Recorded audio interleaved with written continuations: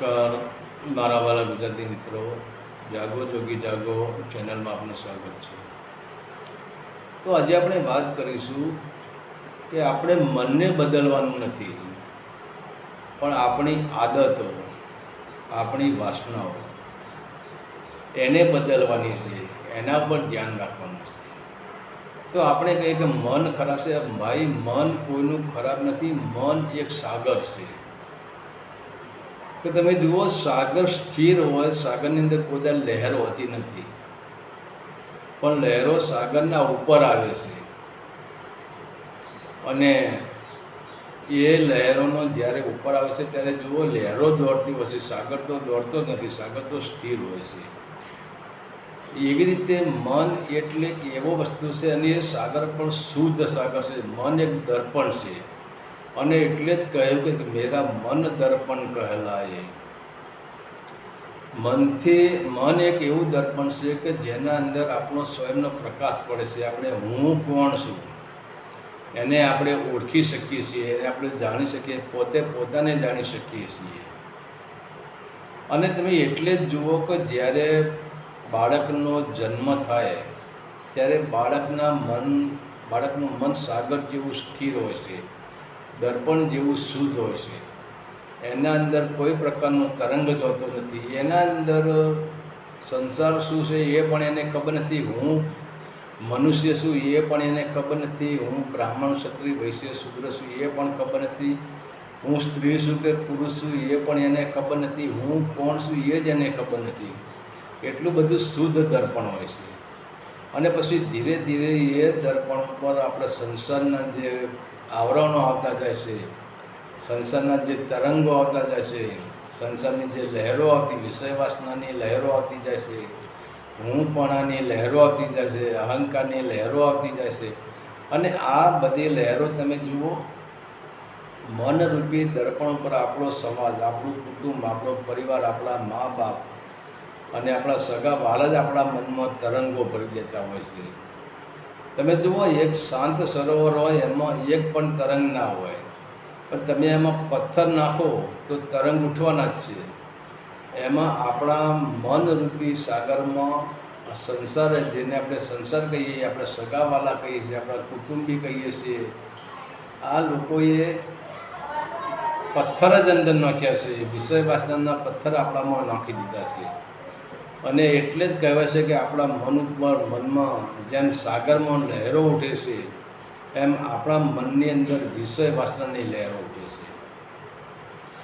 તો હવે આપણે વિચાર કરીએ કે આપણે એક સૂર્યનો આપણે દાખલો લઈએ કે સૂર્ય આકાશમાં હોય છે અને સૂર્ય આકાશમાં હોય તો એના નીચે અસંખ્ય વાદળો આવી જાય છે, વાદળો આવી જતાથી સૂર્ય ઢંકાઈ જાય છે બરાબર, પણ સૂર્યનું તેજ ઓછું થઈ જતું નથી, સૂર્યના અંદર કંઈ પણ પ્રકારનો ફેરફાર પડતો નથી। તો એવી રીતે આપણા મનની અંદર અસંખ્ય વિષય વાસનાના આવરણો આવે, વિચાર આવે, અને એમ છતાં પણ આપણા મનની અંદર કંઈ જ ફરક પડતો નથી કે મન એ શુદ્ધ આકાશ જ છે। તો હવે એક વિચાર કરો કે આપણે, એક માણસ બીડી પીતો હોય અને એ બીડીની એને આદત થઈ ગઈ હોય, હવે વિચાર કરો, બીડી હોય એક આંગળી જેટલી અને માણસ હોય 5.5 ફૂટનો, પણ એ ભરી સભામાં બેઠો હોય, કોઈ પ્રોગ્રામમાં બેઠો હોય, પણ જો એને બીડીની આદત થઈ ગઈ હોય અને એ આદતની એને લત લાગી ગઈ હોય તો એને જ્યારે બીડી યાદ આવે ને ત્યારે એ માણસ ભરી સભામાંથી ઊભો થઈ જાય છે અને એક આવડી બીડી 5.5 ફૂટના માણસને ખેંચીને બહાર લઈ જાય છે। તો એની આદત હતી અને આદત જ મજબૂર કરી દે છે માણસને, મન મજબૂર કરતું નથી। તમે શરાબ પીવો છો કે તમારી કોઈ પણ પ્રકારની બીજી પ્રકારની કોઈ આદત છે, વિષય વાસનાની આદત હોય, મોહની આદતો, અસંખ્ય આદતો હોય, કામ, ક્રોધ, મદ, મોહ, લોભ, અહંકાર, રાગ, દ્વેષ, આ બધી આદતો જ છે। મનુષ્યને કોઈ પણ પ્રકારની આદત હોઈ શકે છે અને જો મનુષ્ય આદતનો ગુલામ થઈ જશે, મનનો ગુલામ થતો નથી, એ આદતનો ગુલામ થાય છે। એ ભાઈ જ્યારે બીડીનો ગુલામ થઈ ગયો અને બીડીની એને આદત પડી ગઈ, બીડીનો એ ગુલામ થઈ ગયો. ત્યારે એ બીડીએ એક 2.5 ઇંચની બીડીએ 5.5 ફૂટના માણસને, હવે એક 5 ગ્રામની બીડીએ 80 કિલોના વજનને ઉપાડીને બહાર લઈ ગયો. તો આ મન નથી લઈ ગયું, આપણી આદતોથી આપણે મજબૂર થઈ ગયા છે. અને હવે મન શું છે? મન એક શુદ્ધ આકાશ છે. પણ હવે તમે વિચાર કરો કે આપણી પાસે મન, આપણે મનને એક ઘોડો માની લઈએ કે મન એક ઘોડો છે. પણ હવે એ ઘોડા પર જે અસવાર છે, જે આપણે આદત કહીએ છીએ, એ આદતનો આપણે અસવાર કરીએ છીએ. તો હવે જેવી આદત હશે એવી જ જગ્યાએ મન મળી જશે. કે ઘોડા પર જેવો માણસ બેઠો છે એવી જ જગ્યાએ એ ઘોડાને હંકારશે. તો આપણે મનને, આપણે અત્યારના જે સાધુ સંતો બધા કહે છે કે મનરૂપી મુગલાને મારો. અરે મન તો, મનથી તો મોટો કોઈ મિત્ર નથી. અને જો પરમાત્માના તમારે દર્શન કરવા હોય, સત્યની યાત્રા કરવી હોય, તો મન જ તમને છેક સુધી પહોંચાડે છે. મન જ તમારો માર્ગદર્શક બને છે. તો મનથી કોઈ મોટો કોઈ મિત્ર નથી, પણ આદતથી મોટો કોઈ શત્રુ નથી.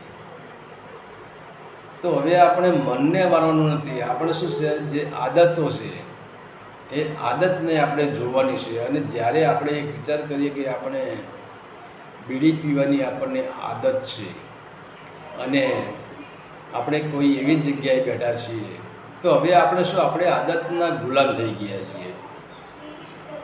ગુલામ થઈ ગયા હોય તો વિચાર કરો, એક આવડી બીડી આવડા મોટા માણસને ખેંચી જાય. હવે બીડી મોટી કે માણસ મોટો? એટલે માણસ આદતનો ગુલામ થઈ ગયો છે.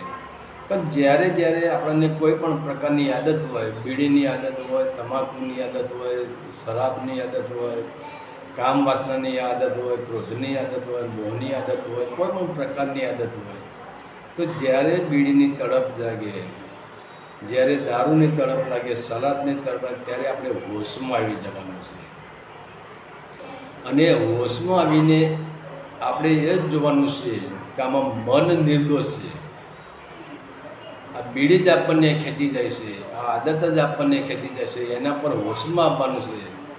અને એક વખત જો જે પ્રકારની કોઈ પણ પ્રકારની આદત હોય, તમે એના ગુલામ તમે બની ગયા, તો પછી એ આદત છોડવી મુશ્કેલ પડી જાય છે.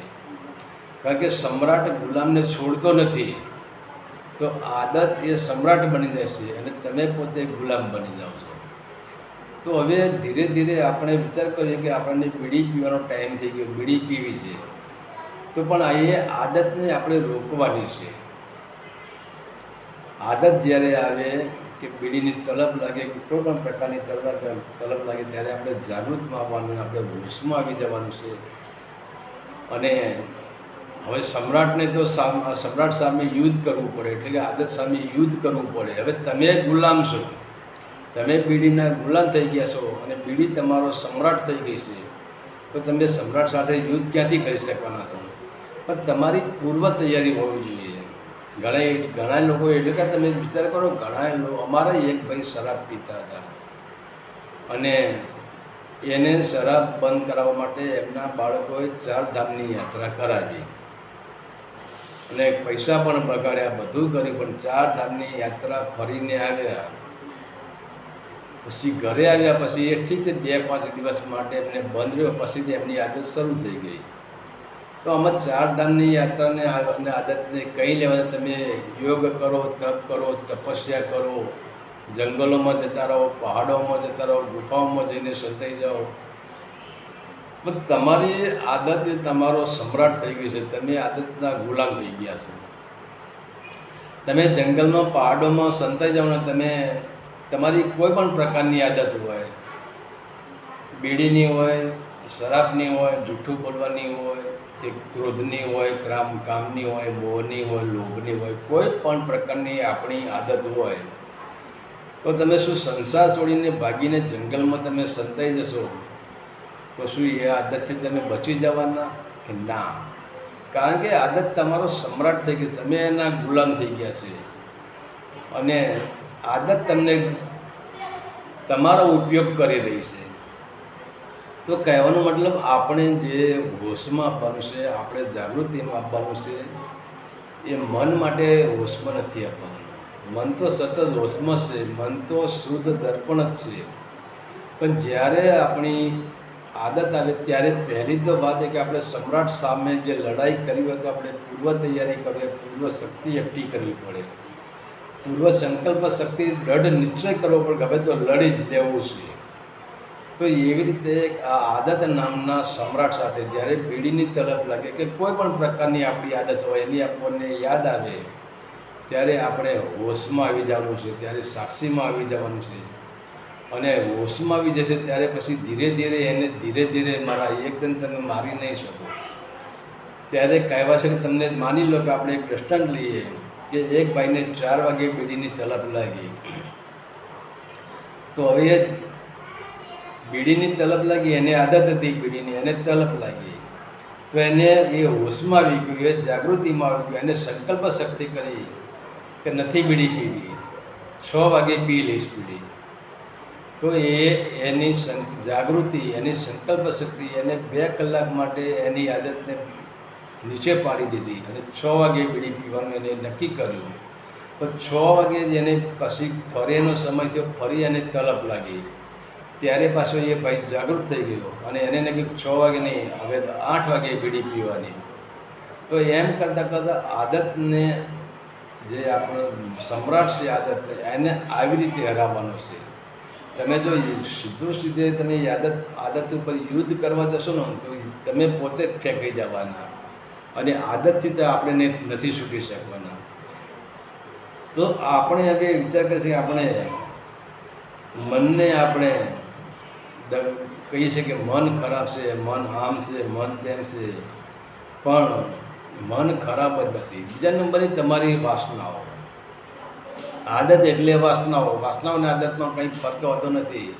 આપણી વાસનાઓ જ આપણને ખેંચી જાય છે. આપણે એક જોઈએ કે જે સુખદેવજી, જે વ્યાસના પુત્ર સુખદેવજી હતા, અને એ સુખદેવજીને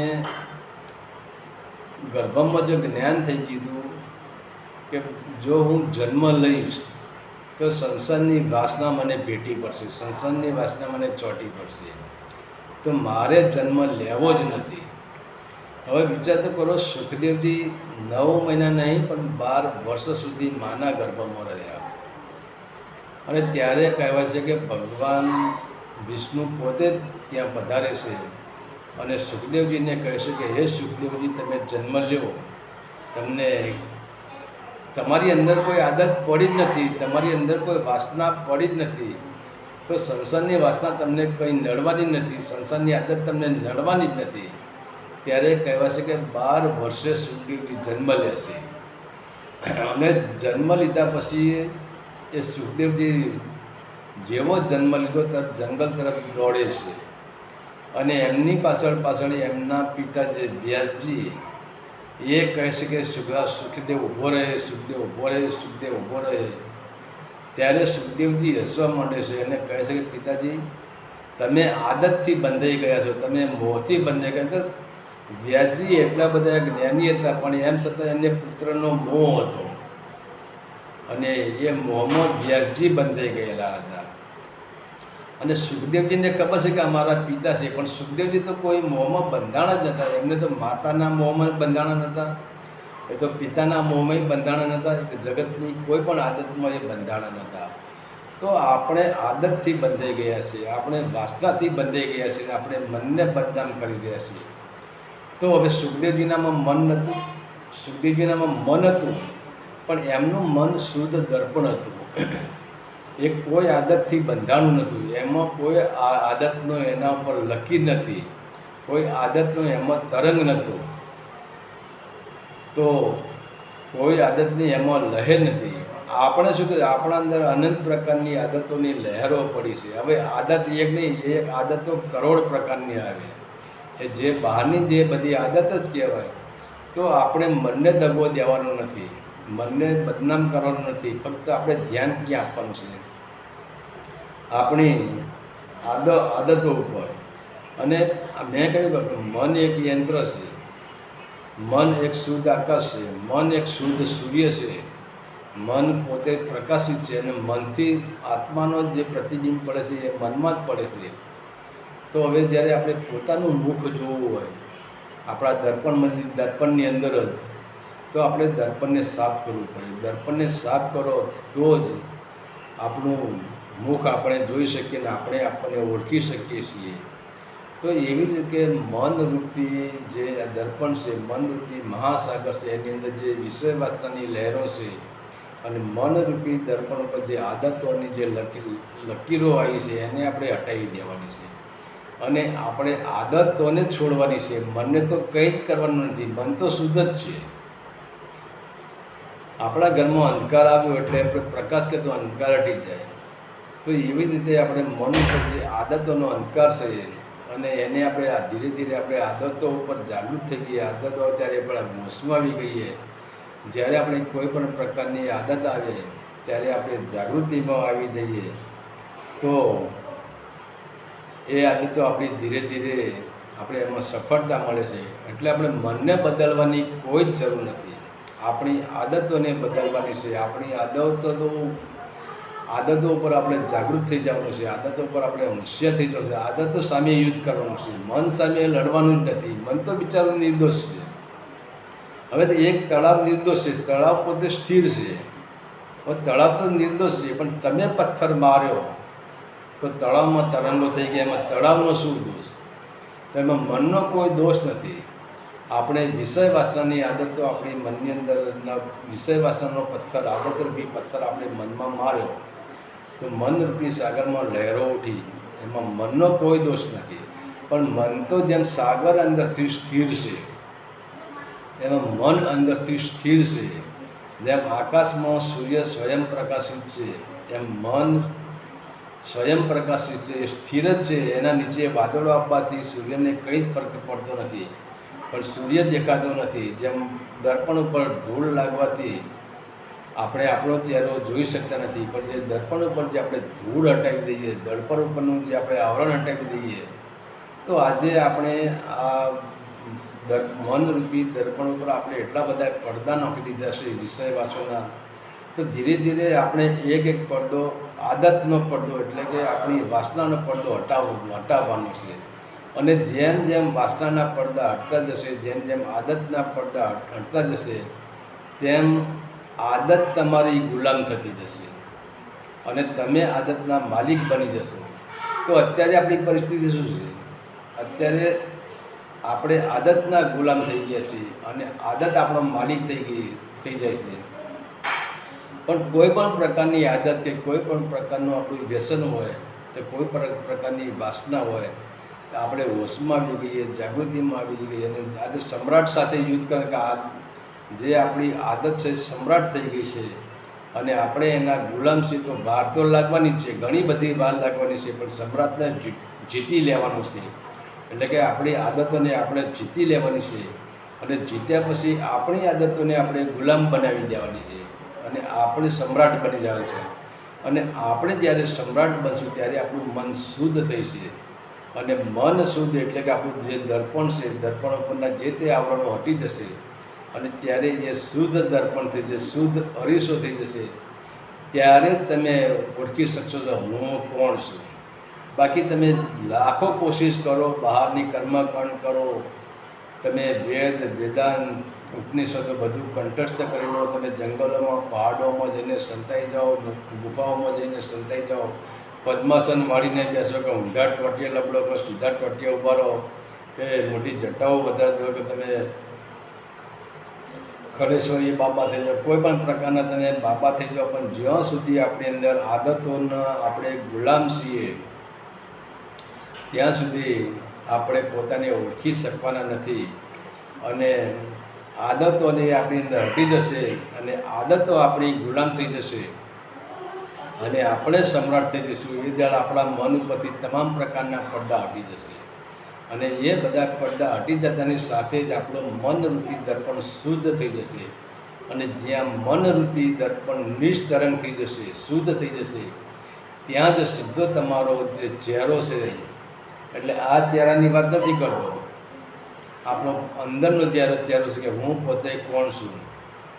તો આત્માનો જે પ્રકાશ મન ઉપર પડે છે અને એ જ પ્રકાશમાં તમે તમારો ચહેરો જોઈ શકશો, ત્યારે જ આપણે સમજી શકશું હું પોતે કોણ છું. તો આપણે મન સાથે યુદ્ધ કરવાનું નથી, મન સાથે લડાઈ પણ કરવાની નથી, મનને પ્રેમ કરવાનો છે.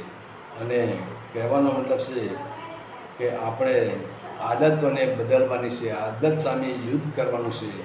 અને આદતો આપણો જે રાજા થઈ ગઈ છે એ આદતોને આપણો ગુલામ બનાવી દેવાની છે અને આપણે આદતોના સમ્રાટ થઈ જવાનું છે. હરિ ઓમ તત્સત. આદેશના પ્રણામ.